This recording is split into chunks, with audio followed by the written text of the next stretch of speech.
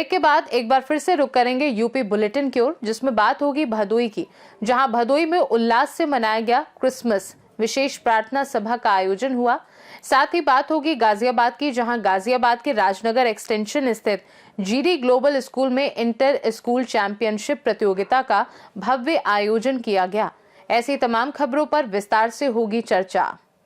भदोई के गोपीगंज नगर में mission compound और सेंट थॉमस स्कूल में ईसाई समाज ने प्रभु यीशु के जन्मोत्सव को धूमधाम से मनाया। चर्च और विद्यालय को रंग बिरंगी लाइटों, गुब्बारों और सजावटी वस्तुओं से सजाया गया और मध्य रात्रि प्रार्थना सभा में कैंडल प्रज्वलित कर समारोह का शुभारंभ किया। पादरी ने प्रभु यीशु के जीवन और उनके संदेश पर प्रकाश डालते हुए समाज में उनकी भूमिका को याद किया, जो गरीबों और असहायों के बीच विशेष प्रिय रहे। कार्यक्रम में बच्चों ने जिंगल बेल और फैंसी ड्रेस कैटवॉक प्रस्तुत कर उत्सव को और आकर्षक बनाया। भदोई से सीनू संवाददाता अवधनाथ यादव की रिपोर्ट। जलेसर में समस्तपुर मार्ग स्थित खाटू श्याम परशुराम मंदिर पर पूर्व प्रधानमंत्री भारत रत्न अटल बिहारी वाजपेयी की जयंती के अवसर पर गुरुवार को श्रद्धांजलि कार्यक्रम का आयोजन किया गया।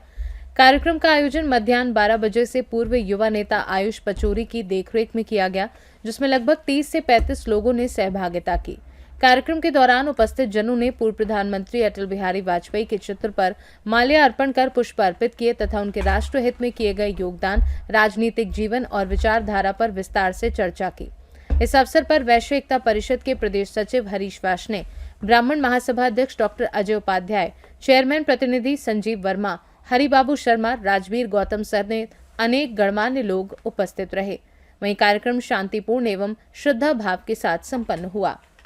एटा से सीनू संवाददाता लखन यादव की रिपोर्ट।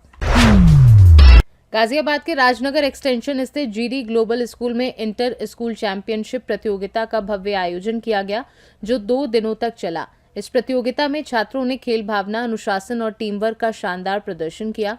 प्रतियोगिता में खो खो और कबड्डी जैसे पारंपरिक खेलों को विशेष महत्व दिया गया, जिसमें अंडर 17 और अंडर 14 दोनों वर्गों के लड़के और लड़कियों ने हिस्सा लिया।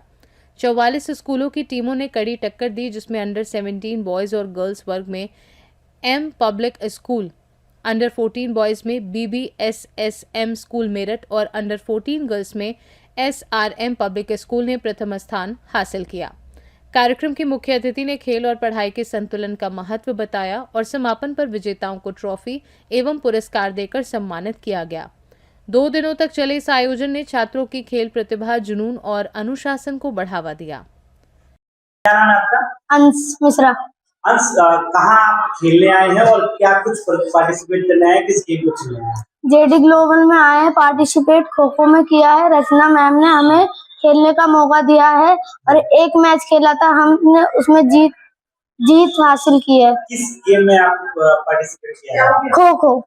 तो कितने मैच आपके हुए हैं और कितने में जीत हुई है? एक मैच हुआ है, उसमें भी हम जीत चुके हैं। क्या नाम आपका? प्रीति। प्रीति, आज आप स्कूल में अपनी प्रतियोगिता खेलने आए हैं, किस खेल को आप खेलने आए हैं और यहाँ पर कैसा लग रहा है आपको? आज इस बार हमारा बोर्ड चल रहा है, इसीलिए हम 12th क्लास में और क्या कहते हैं, हम खो खो खेलने आए थे आज। जी, तो कितने बच्चे जो हैं यहाँ पर आए हुए हैं और कैसा लग रहा है आपको ये खेल प्रतियोगिता में? मुझे बहुत अच्छा लग रहा है और मुझे पहले तो प्रिंसिपल मैम का थैंक यू करना है, डायरेक्टर सर का थैंक यू करना है, क्योंकि उन्होंने हमें ये अपॉर्चुनिटी दी है जिससे हम आगे बढ़ सके और अच्छा खेल सके। क्या नाम है आपका? मेरा नाम है डॉक्टर रिचा सूद। आज आपने एनुअल डे क्या महत्व है इसके बारे में क्या जानकारी? पहली बात तो ये मैंने ऑर्गेनाइज नहीं किया है, ये जेडी ग्लोबल स्कूल ने ऑर्गेनाइज किया है। मैं यहाँ पर गाजियाबाद खो खो एसोसिएशन की प्रेसिडेंट होने के नाते यहाँ पर प्रेजेंट हूँ। और सबसे अच्छी बात यह है कि अगर कोई स्कूल स्पोर्ट्स को बढ़ावा देता है तो मुझे लगता है वो देश के निर्माण में अपना सहयोग दे रहा है। तो खेल इस तरीके की चीज है कि बच्चे की चरित्र का निर्माण होता है, बच्चे की स्किल्स का निर्माण होता है और जिंदगी जीने की जो कला है वो खेल सिखाता है।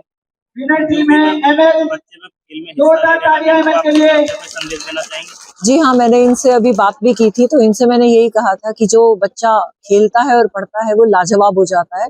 हम पुरानी कहावत को झुटला देते हैं कि खेलोगे कूदोगे बनोगे खराब और पढ़ोगे लिखोगे बनोगे नवाब, लेकिन अगर खेलोगे कूदोगे क्या नाम है आपका?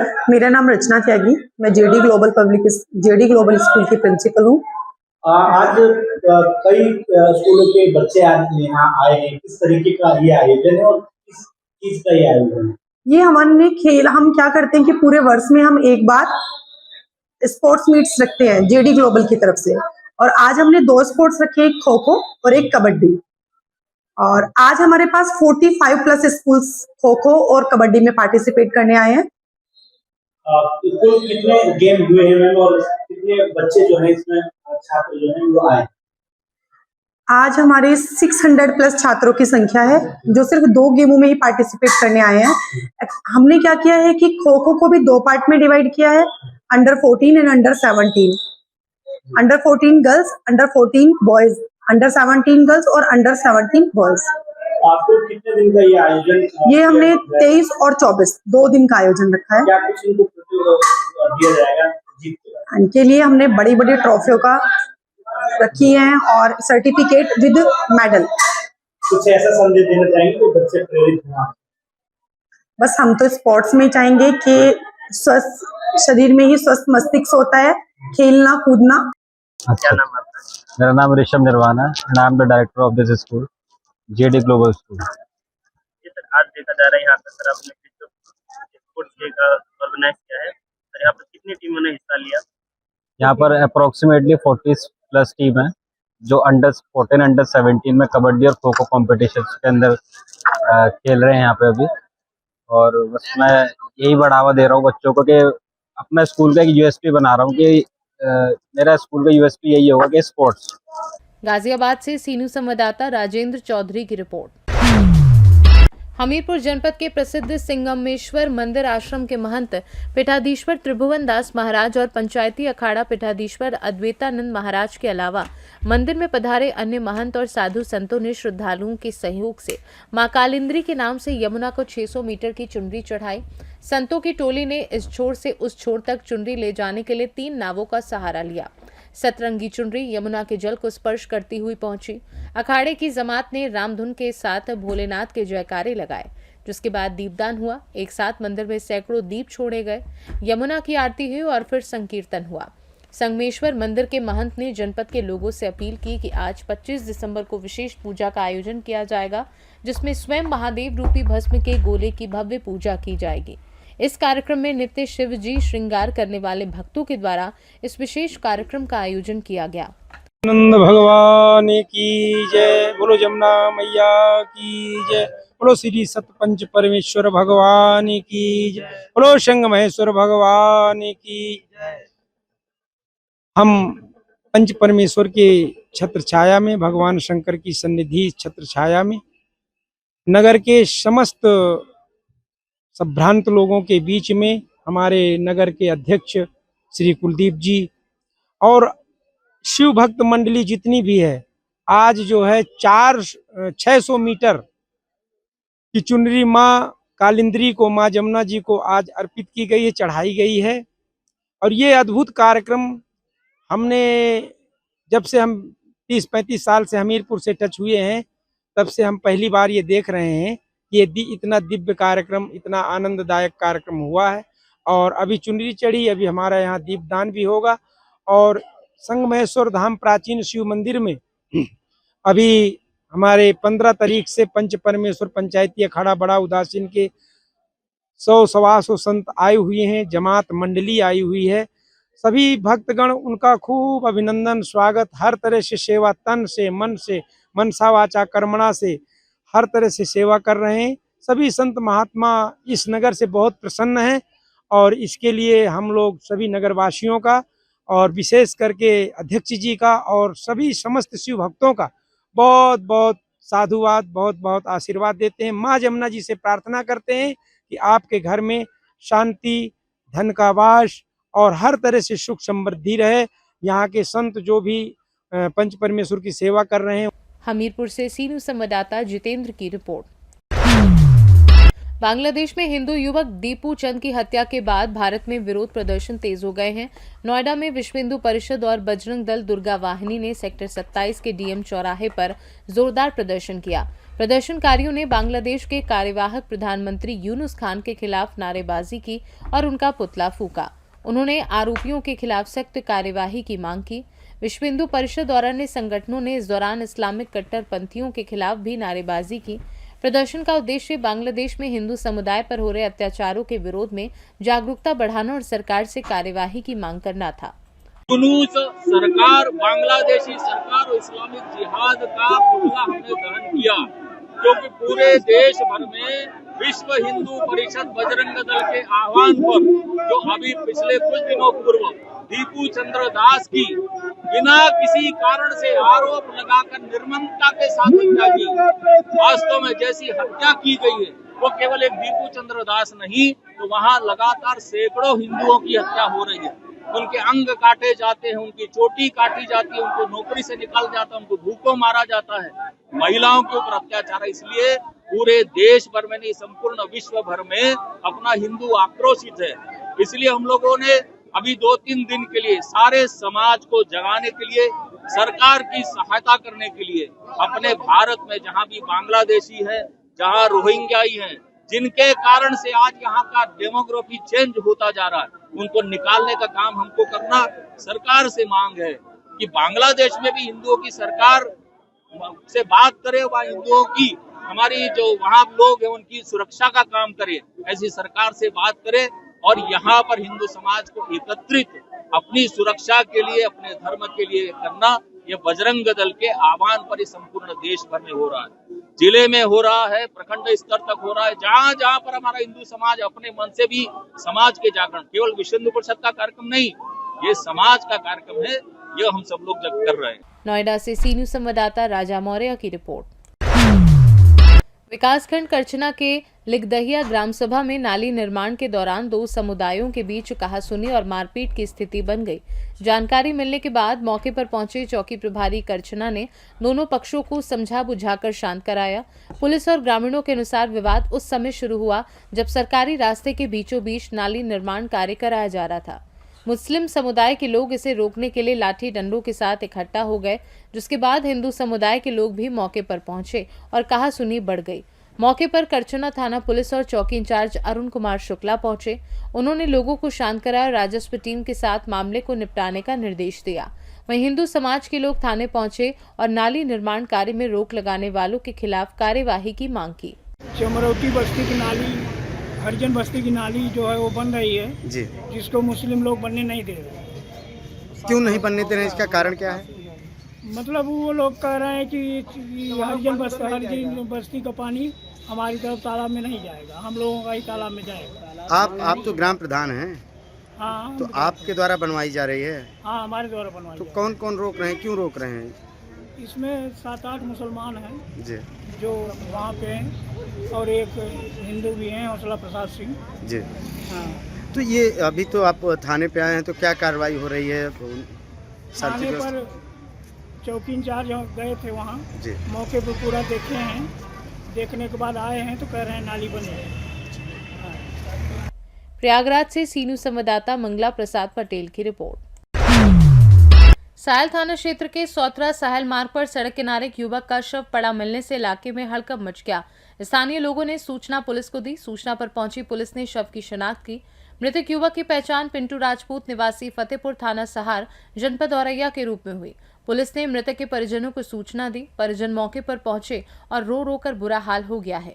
पुलिस ने शव को कब्जे में लेकर आवश्यक कार्यवाही करते हुए पोस्टमार्टम के लिए भेज दिया और मामले की जांच शुरू कर दी है। आज दिनांक 25 दिसंबर 2025 को थाना साहिल क्षेत्र के गांव बख्शापुर से एक व्यक्ति के शव की सूचना प्राप्त हुई। जो मृतक है उनका नाम है सतीश उर्फ पिंटू, पुत्र देवेंद्र राजपूत, उम्र लगभग 30 वर्ष। तत्काल सूचना प्राप्त होने पर सभी अधिकारियों द्वारा यहाँ पे घटनास्थल पर निरीक्षण किया गया व फील्ड यूनिट के द्वारा भी यहाँ पे साक्ष्य संकलन की कार्रवाई की गई। स्वाट और सर्विलांस की भी टीमें यहाँ पे मौजूद हैं। शव को पोस्टमार्टम हेतु मोर्चरी भिजवाया गया है और परिवार से तहरीर प्राप्त कर मुकदमा पंजीकृत कर अग्रिम विधिक कार्रवाई की जा रही है। औरैया से सी न्यूज संवाददाता राजेश मिश्रा की रिपोर्ट। इटावा स्थित जीजी कॉन्वेंट स्कूल में क्रिसमस का पावन पर्व हर्षोल्लास और सांस्कृतिक गरिमा के साथ मनाया गया। कार्यक्रम का शुभारंभ मुख्य अतिथि ट्रैफिक इंचार्ज सूबेदार सिंह द्वारा दीप प्रज्वलन कर किया गया। विद्यालय परिसर को आकर्षक सजावट से सजाया गया, जिससे पूरा माहौल क्रिसमस के रंग में रंग गया। कार्यक्रम में विद्यालय के प्रधानाचार्य राजेश्वर फ्रांसिस और उप प्रधानाचार्य शालिनी फ्रांसिस की गरिमामयी उपस्थिति रही। छात्रों ने गीत, नृत्य और लघु नाटिकाओं के माध्यम से क्रिसमस का संदेश प्रस्तुत किया। प्रस्तुतियों को देखकर मौजूद अतिथिगण और अभिभावक मंत्रमुग्ध हो गए। इस अवसर पर ट्रैफिक इंचार्ज सूबेदार सिंह ने बच्चों और अभिभावकों को सर्दियों में कोहरे के कारण बढ़ती सड़क दुर्घटनाओं और यातायात नियमों के पालन के प्रति जागरूक किया। कार्यक्रम में भारतीय किसान यूनियन के प्रदेश उपाध्यक्ष राजेंद्र चौधरी भी विशेष रूप से मौजूद रहे। विद्यालय के प्रबंधक संजेश यादव ने ट्रैफिक इंचार्ज सूबेदार सिंह और उनकी टीम को अंगवस्त्र भेंट कर सम्मानित किया। साथ ही पत्रकार असित यादव, असलम अंसारी, रजत यादव, एडविस डिजिटल मीडिया सीईओ और अनिल कुमार को भी सम्मानित किया गया। इटावा से सी न्यूज संवाददाता असित यादव की रिपोर्ट। इटावा में पूर्व प्रधानमंत्री और किसानों के मसीहा चौधरी चरण सिंह की जयंती पर जनपद स्तरीय किसान सम्मान समारोह एवं भव्य कृषि प्रदर्शनी का आयोजन किया गया। ये कार्यक्रम न केवल किसानों को सम्मानित करने का अवसर था, बल्कि आधुनिक खेती और जैविक कृषि की दिशा में मार्गदर्शन देने वाला भी रहा। कार्यक्रम का शुभारंभ जिलाधिकारी शुभ्रांत कुमार शुक्ला ने दीप प्रज्वलित कर किया। जिलाधिकारी ने चौधरी चरण सिंह की प्रतिमा का अनावरण कर माल्यार्पण किया और पूरे प्रांगण में किसानों के जयकारों की गूंज फैल गई। उप कृषि निदेशक RN सिंह ने अतिथियों का स्वागत करते हुए कृषि विभाग की प्रगति रिपोर्ट साझा की। समारोह का सबसे रोमांचक हिस्सा तब आया जब जिले भर के प्रगतिशील किसानों को मंच पर जिलाधिकारी के हाथों प्रशस्ति पत्र और प्रोत्साहन राशि देकर सम्मानित किया गया। कृषि विज्ञान केंद्र के वैज्ञानिक MK सिंह, जिला उद्यान अधिकारी श्याम सिंह और पशु चिकित्सा अधिकारी मनोज गुप्ता ने बीज से लेकर बागवानी और पशुपालन तक के वैज्ञानिक गुण बताए। इसके अलावा प्राकृतिक खेती के मास्टर ट्रेनर अरविंद प्रताप सिंह और जगदीश नारायण ने अपनी जैविक खेती की सफलता की कहानी साझा की, जिसे सुनकर सैकड़ों किसानों ने जैविक खेती अपनाने का संकल्प लिया। इस भव्य आयोजन की सफलता के पीछे विपिन कुमार, धीरज कुमार, गौरव कुमार, अनिल श्रीवास्तव और संदीप कुमार की टीम की मेहनत सराहनीय रही। जो है गेहूं बड़ा हो गया और आगे उसने सब चर लिया, तो आदमी फिर क्या होता है, उसको अपना हाथ पसार के बस बैठा रहता है, निराश होगा।